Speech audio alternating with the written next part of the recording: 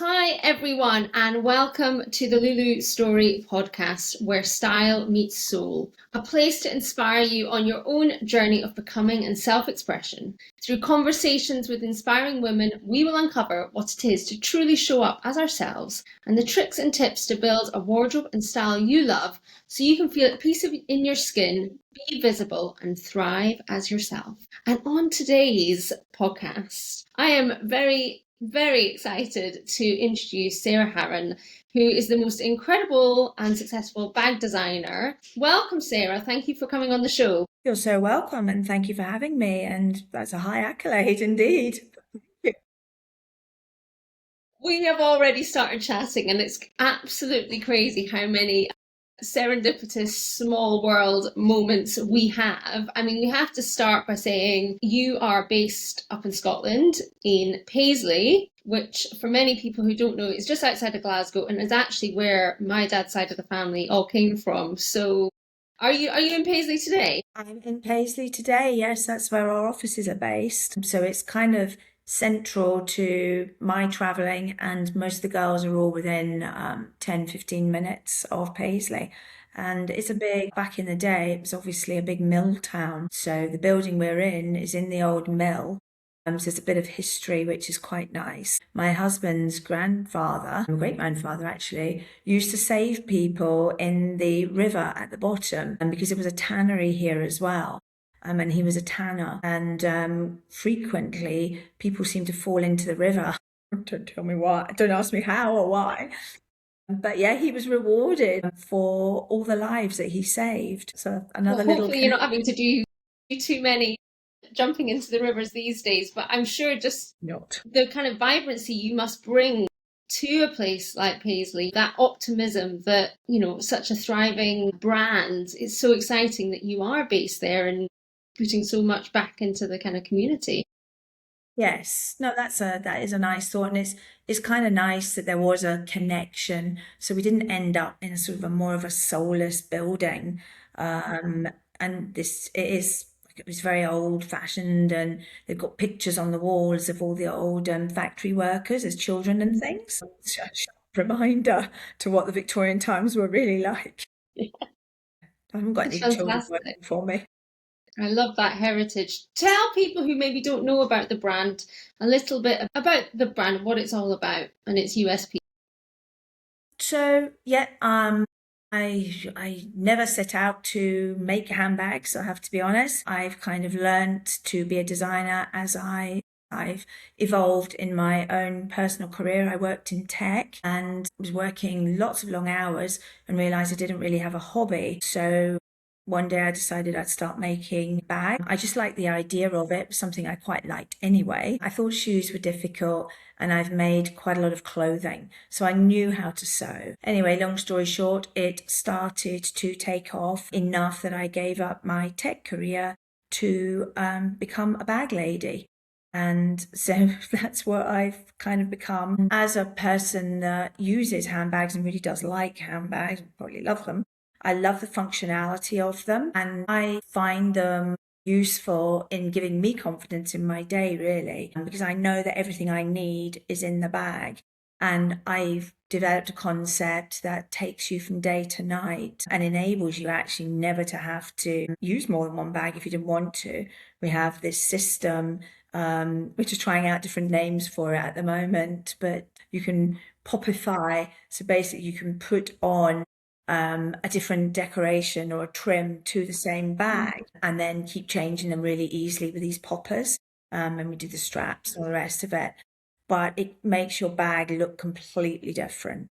There are lots of companies that make bags. I mean, most husbands will say, why do you need any more bags in the world? There are just too many. But there isn't really another bag that enables you to change it without actually taking all the stuff outside of your bag and putting it into a different bag. So that gave us a bit of a unique way of getting into the market, really. They're beautifully made and just very different. I would say I like them, obviously. What was the first design that you made? I mean, it is so clever, all the different ways that you can personalize your bag, take it through the seasons, take it into the different moments of your life. And I'm all about versatility in my wardrobe and making sure that you pay for something and then it works hard for you. So I love that. But take me back to the original model. What was that? Yeah, when once I'd sort of worked out how to make bags really well, I then started just making them for me, and people were started to ask me about it. And then I set up a website through the tech business, and I was making bags to people's designs. So it was all very much customized. But in the back of my head, I was also developing a bag that I could use and then really sort of sell as maybe the start of a range. So the first bag I ever really designed properly was the Dahlia, and that was the first of the range. And it still is our hero handbag, really. It's a tote, and it comes with a pocket on the front, and that separates, and then you've almost got two bags in one, and then you can change that whole bag. And if your bag company sell more totes than anything, it's mid-size. I can make it bigger, you can make it smaller, you can fit your computer in it. It's got lots of pockets inside, so you're very organized. And I've sort of taken a traditional design and brought it into the Sarah Haran world and made it a bag that is now our most popular, and it's a really very useful bag and, Yeah, so versatile as well. it's fantastic. And what moment did you make the leap from the old career into the new? Like, what pushed you from one to the next? So different. Yeah, they are so different. But foundationally, most businesses similar, they have foundations. And so I just got to the point where there was a tipping point where I could see that there was actually an opportunity. And I was very senior in the tech company. I was the first employee, and I was a shareholder on the board. We were AIM listed, so it was a public company. And I just got to that point where I thought, I really do want to do this, give this bag thing a chance. I didn't feel fair that half of my head was on bags and the other half was on tech. And eventually it was getting to the point where I was more interested in the bags than I was in the tech. And I wouldn't want to, employ anybody that wasn't 100% in the job. And I just thought, well, it's time for me to do something different. So I took that leap, and it was scary. It's like all these things, change is always scary. But I thought, well, if I don't do it, I'll never do it, and then I'll never know. And it might it might end up on one of these bits of paper I wish I had. So yeah, decided to give it a go. And what do you think about your character? What do you think you have within you that kind of gave you that entrepreneurial spirit or the courage, the confidence? How would your friends maybe describe you that would as to why you were able to succeed in it? But at the end of the month at the start, I always think you must have been mad, because you've got no family and a really good job with lots of money coming in, and suddenly you're doing this. I suppose I am quite focused, and when I do something, I do want to do it and I do it properly. So there's no sort of half measures. And now I'm kind of in it. I kind of think, well, I just want it to be a success. I suppose when I first started, it was about being a success for me personally, that I was able to stand on my own 2 feet and run some sort of business, and even having the confidence to do that, even when it was I've always really worked in startup businesses, but it's always different when it is just you, whereas before it was startup, but we got funding, there was a group of us, we're on a board, 3 of us to start with at least, whereas it was really just me. So that was quite different. And now I like the idea of it's bringing joy for people with the bags that get into it. So we've got customers and we've got staff, we're not a massive team, there's 6, 7 of us, and want it to work well for them as well. Just a small group of different girls from all different backgrounds. So it's nice to have something in there kind of like bags as well. And if they didn't, they do now. So yeah. Yeah, and tell me a little bit about the role that clothes has played for you in your life. Like if we were to go back to you as a little girl? Were you somebody that loved clothes then? Yeah, I've always liked clothes. My sister, not so much, and my mother, very much. And my dad, not really. He could wear dungarees and not really worry. And my sister thinks less about clothes, but my mother has always been really on it. Even now, she's like, 80 something and just looks as if she could be on a catwalk because she really does love clothes. And I was the same. I always liked things to match, and I liked going and looking at clothes. I made clothes, my mum taught me to sew when I was about 12. So I was at boarding school, so the weekends didn't really have very much to do. So I would make clothes at the weekend.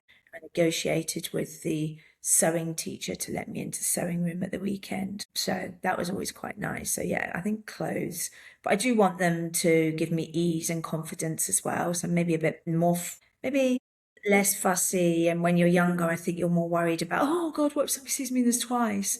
I think when you're a little bit older, you're a bit wiser about that. But yeah, And that work pieces. that ties into your bags as well, and that versatility of that, I think you're right. how, Yes. how many ways you can use Yeah. it, and yeah, lovely. And do you remember an item from that time that you first either owned or made that made you think, oh, this is so Yeah, this I'm going to be number one with this. Yeah, I made a dress, and I remember it because it was quite a difficult thing to make actually, as it turned out, because the material, it was like a top half drop waist dress, which was all the rage back then. It's almost a bit like 1920s Great Gatsby sort of thing. And I remember it had a band round. The top half was gold, the bottom half was white, but it had little gold lines through it. And then I lined the underneath of it in gold as well, and then put gold. The gold fabric was so difficult to use because it was a sort of lining. It was moved all the time. But eventually I did have this rather swish dress that I think I must have been top dollar.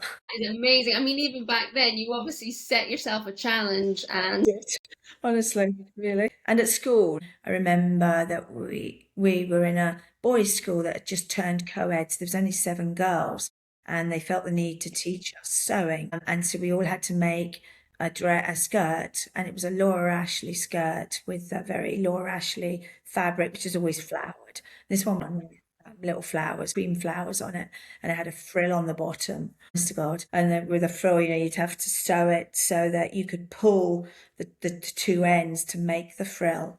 And I think back then it was really quite horrendously ugly. But, there, that was perhaps the thing then as well. So yeah, I'm clothes. very curious that your parents took the leap in putting you into a school that was mostly boys, and that you were kind of leading the charge with this new generation of girls going into school. And it's again feeling very similar energy, kind of leading this charge in startups and then in your own company. Do you think there's a through line? Yeah, there might be. I've never really thought of it like that. My father worked overseas. The first part of his career, he was going to some very difficult places, countries like Nigeria, not necessarily great to take a family to. But then he started getting places like Bangkok, the Middle East. So they had better infrastructure and more set up for bringing your family. So we were there from when we were 11. My sister was 10. And when we went to school first, and then we had to go to boarding school for doing senior school, really. And both schools that we went to had more girls introduced younger.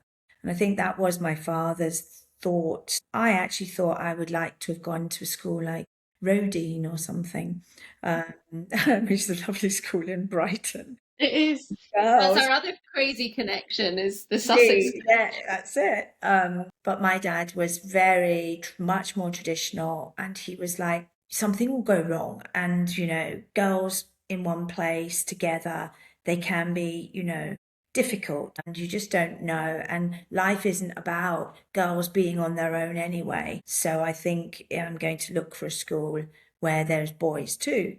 And that was quite a big thing because, well, A, it was a boarding school. So traditionally, boarding schools would have been one or the other. easy to get teachers in. You know, you're not having the mix and all the things that can go on with teenagers and a boarding school. So we found schools, both of them literally just went co-ed. So the first one had just 7 girls in, and the next one, so that was like the prep school, and then the next school, they'd already done the move, so they had about 70 girls in. But the whole thought was, he says, no, you need to learn to deal with men as well, or boys.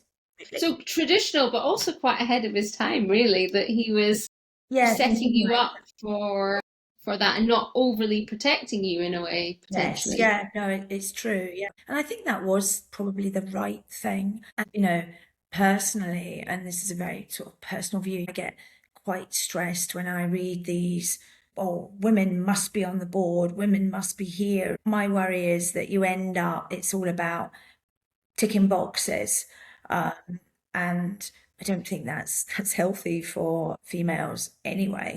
I accept that we will definitely want to have mixed boards, but you know, I worked really hard in my tech career, and I would hate to have thought that I was on the board of a business that it was a tick box thing, you know, must have a female on the board. And there's a danger that you forget that, you know, females should be there on their own merit than anything else, because obviously for me that just gives men the perfect set of you know, excuses to have a go at you. Yeah, well, you're only here because, like, what? Hi everyone, it is Lulu's Story, and I hope you're enjoying this episode. But I just wanted to jump on and say that I am a style coach working with women every day to help them understand themselves better, to reclaim their identity and know how to step forward into their lives with confidence, clarity. And if you're struggling, please don't struggle any further. Get in touch. I have availability for style words consultations, and I have a waiting list for one-to-one client work. So if you'd like to join that waiting list, then do check out the show notes below and we can add you to that and book in a call as and when I have availability. All right, back to the show. Yeah, I think that's so important. But obviously, the challenge that so many of us face, and I know that you're also a mother, is that kind of if you choose to have the kids, it's that balance of working on the career and your own merit and your own development with being a mother. Do you mind telling us a little bit about how you've balanced that in your life? No, not at all. Yeah, it is a difficult one. I know there are lots of women that when they have their children, that's them, you know. And for me, I was never really like that. I don't think I could have been a stay-at-home mum, and I take my hat off with what I know about how difficult children, you know, even if you've got the most perfect child, they are definitely not perfect always. And it's very difficult. 30, worked in that business. We went public in 2000, and I'd been working previously. And I think at that point, if I'm honest, I don't think the business would have given me the opportunities if they had thought that I was going to suddenly have my children and then say, well, now I want 2 years off or something. And that's no disrespect to where we are today. That's just how it was then. Makes me sound really old, but you know, I just turned 60. So if you sort of take that back, there was, you know, things have moved on and been so much more progressive. And I think it's hard. And even today, I work with a lot of agencies and companies that are female run, and they're able to adapt it to how it is. And I think there's more acceptance of that nowadays. But that juggling had to happen. Even worse for my mother as well, because she had a career as well and she worked in advertising. And I think, again, you take that back another step, you know, that even more. And she, again, was very fortunate that she got into a business where there was a level of acceptance. They saw the value of what you were bringing, but you knew that you couldn't, there was a line. And that line was perhaps much harder written than it is now. And I think nowadays people are much more willing to give and take. So that did mean that I had I guess a childminder that would come to the house, and that was very helpful. My husband as well.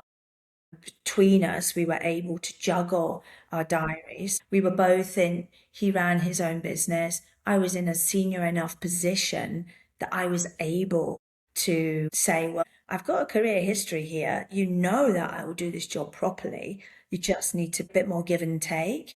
So that was kind of how I think if I had had a child in my days and didn't have a career that and have had successes and a road.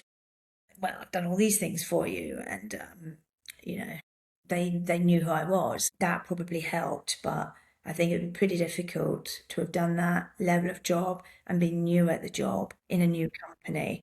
I think that would be much more challenging. And how old were your kids when you started the handbag business? So I started really as a hobby. Both of them would have been, the younger was 4 years behind, so about 15, 16, the elder one. And the younger one would have been about 10. And actually so they're both quite interested in the whole thing.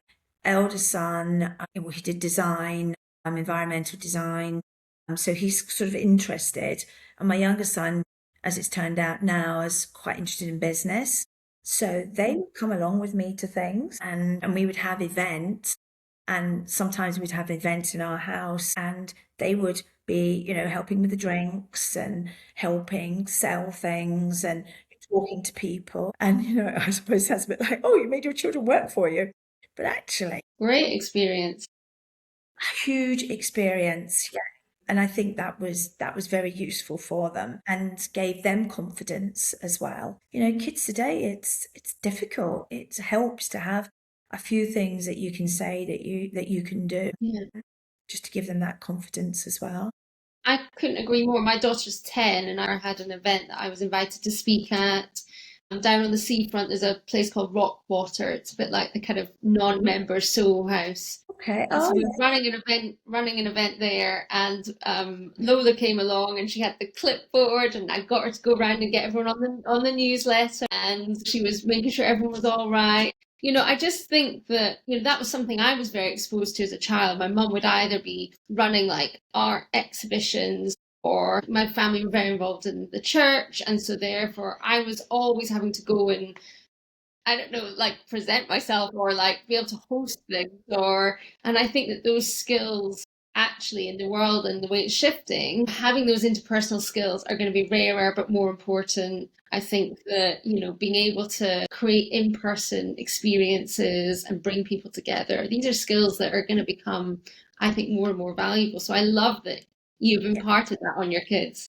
I couldn't agree more, really. I think it's really important. And the boys are in no way, afflicted by any of this. It's given them skills that they probably wouldn't have, or they'd be less confident. Like you say with your daughter, I think it's a good thing, because at the end of the day, we've all got to go out and make some money. Unless you've got like billions in the bank somewhere, there are fewer and fewer of the landed rich after all.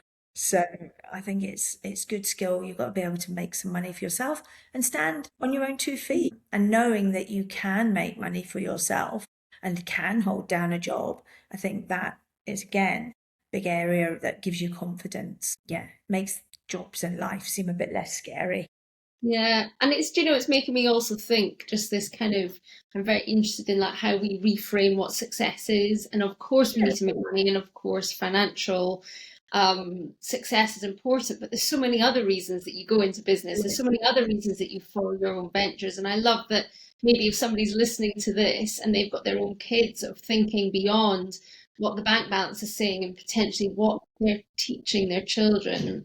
Resilience and values, and at the end of the day, you don't need to be a billionaire. You need whatever you need, but all of these other skills are valuable. So yeah. So how long has the business been going? Officially, I started it in 2017. I registered it as a company then. And I think for the first couple of years, we were kind of like faffing around and just trying to find it and figure it out, really. Really, funnily enough, COVID, most other people we had an online business at that point anyway. We were already online selling handbags. And when they said lockdown, I was like, oh my God, handbags, it doesn't really go very well. Most people take a handbag to go out, but actually, for us, it gave a great lift because we were already online and people had a bit more time. And of course, they had a little bit more money as well because we were already doing Facebook advertising. People started to find us, and that really became the springboard to us doing a lot better than we had been, just because we were there at the right time, really.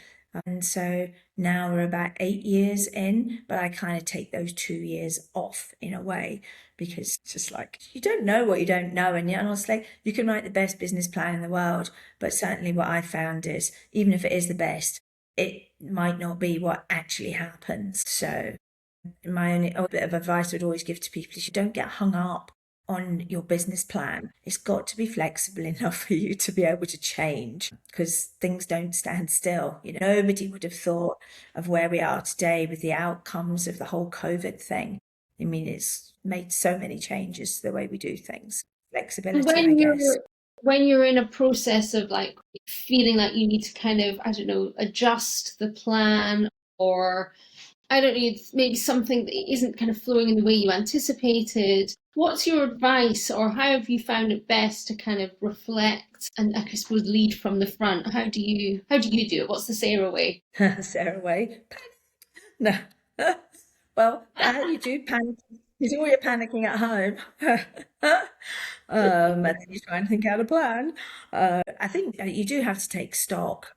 And I guess like most businesses, so we've gone a bit like that, and now we're just sort of finding our way into what is a different environment. Lots of things I could not have predicted have happened in the last couple of years. So we've been taking stock and looking at how we move forward. So it's very much about going back to basics and kind of thinking about what is it we want to bring to our customers and what do we want to bring to, the rest of the world, not the rest of the world, sounds a bit high and mighty, within our boundaries. So at the moment, I'm going through a bit of that, just thinking right now, how do we change up business? How do we make it more interesting? How do we scale it? Particularly when you have got a set of younger employees who want the business to keep growing so that they are able to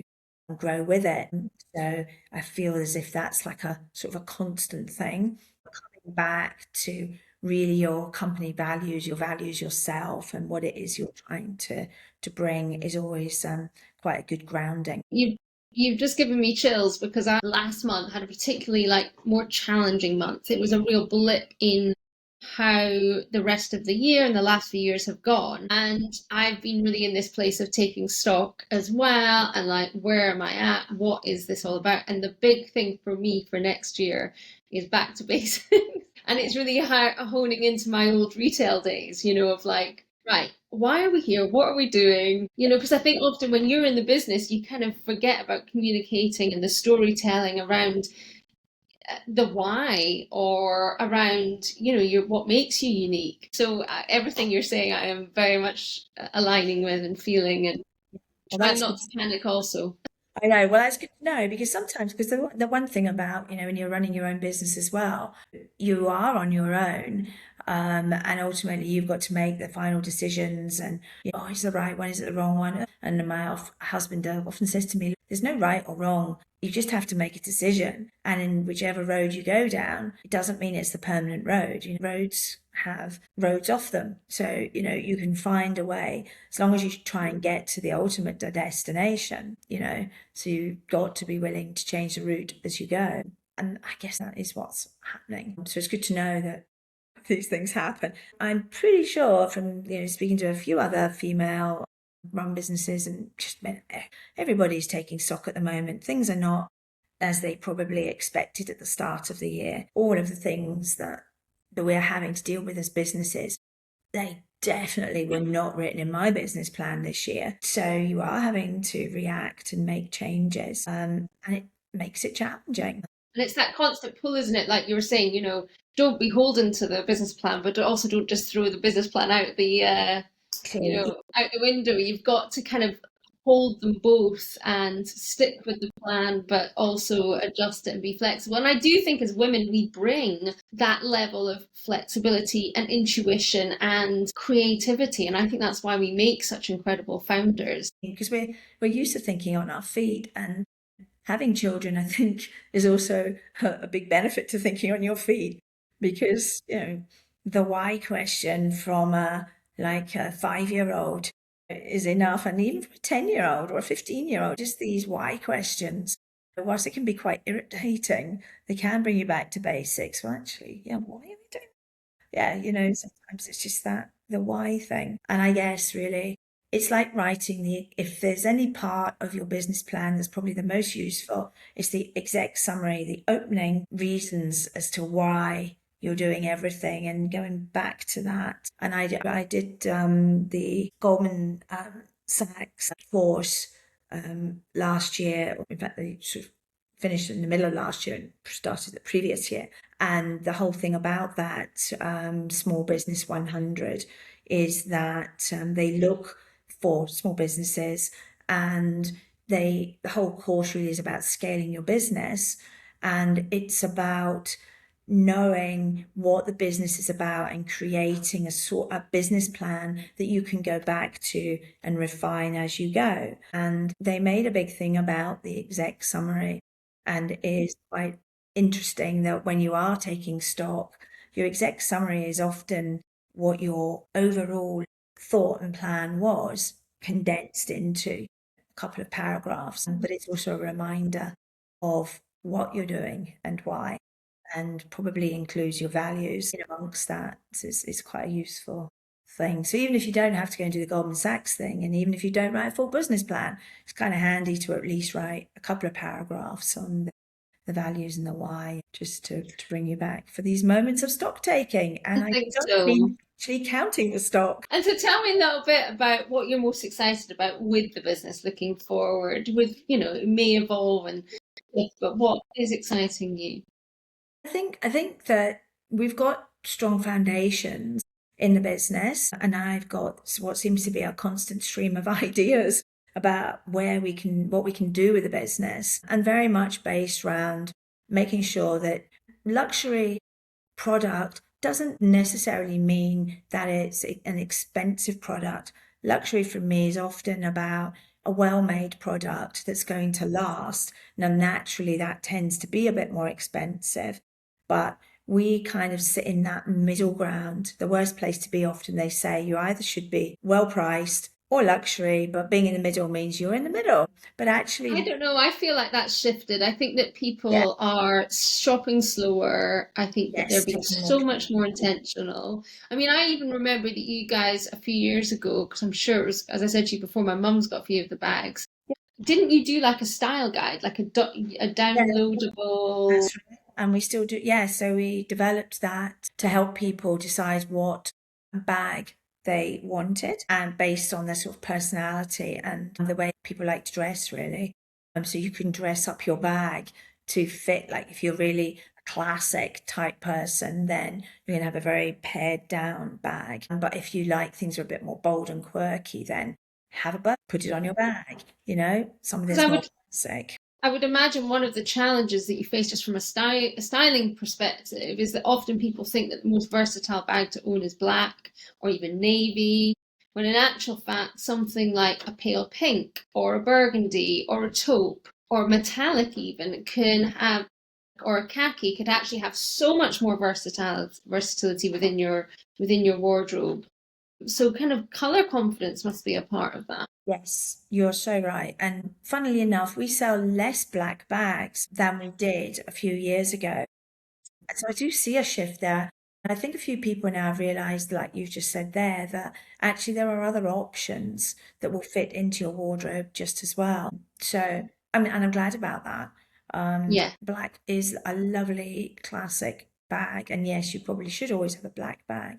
But I probably had 10 or 20 black bags, and it's like I couldn't do anything with them other than they were black bags. So And Yeah, so especially this, with you being so blonde, that's a very heavy color. Turn this up. I'd love to know.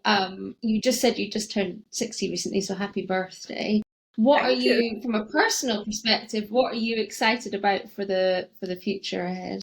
Yes, well, living for another 20, 30, 40 years, that would be good. Yes, life does not need to stop because I'm 60. I, I've actually saw a few friends that have retired earlier and said the best thing you can do is keep doing something that fills your life because otherwise you're just gonna be like, there's only so many shopping trips you can take in any day of the week, and so only so many lunches. So I'm excited that we've still got a really good concept. It's a tiny part of the world that's even heard about us. So there's lots that we can do there. That gives me excitement. I'm excited to meet and show other new customers our concept. I think that there's no reason why we shouldn't think big and think that we could be up there with the Mulberries and all of these bigger brands. Why not? Amazing. So still as ambitious as ever. Still Still, that little girl that was at the yeah, beginning who was like, I'm going to work out how to get that gold bow on that dress. Amazing. Well, thank you so much, Sarah, for coming along today. I really appreciate you taking the time because I know how busy you are. And I'm very excited. I feel like when I first saw the brand a few years ago, like I said, my mum was buying them. Now I was looking on your site and there's definitely some more casual styles, some more modern crossbody styles. And I was just thinking, oh, this is speaking to, I think, women beyond kind of 50s and 60s. So I would really encourage everyone to go and check them out. And I love your creative concept. yeah. So good luck with it all and thank you. It's been a delight chatting to you. Hi everyone, it is Lulu's Story, and I hope you're enjoying this episode. But I just wanted to jump on and say that I am a style coach working with women every day to help them understand themselves better, to reclaim their identity and know how to step forward into their lives with confidence, clarity. And if you're struggling, please don't struggle any further. Get in touch. I have availability for style words consultations, and I have a waiting list for one-to-one client work. So if you'd like to join that waiting list, then do check out the show notes below and we can add you to that and book in a call as when I have availability. All right, back to the show. Thank you so much for listening to this week's podcast. We want to spread the word far and wide. So, can you share this or send this episode on to a friend? Or perhaps you would like to check out some of the other episodes that we have recorded recently. I have done some fantastic ones about body shape with Anna Barkley. I spoke recently with the founder of a huge fashion brand Haran in America, who has recently become a medium about the link between spirituality and style. I have also had the privilege of speaking with Anna Cascarina about how to unlock your forever wardrobe. So whatever you're struggling with, we are developing a really great selection of episodes for you. So do go back into the archive and find something else you might love. If you have any other suggestions on who we should interview next, then do get in touch and let us know.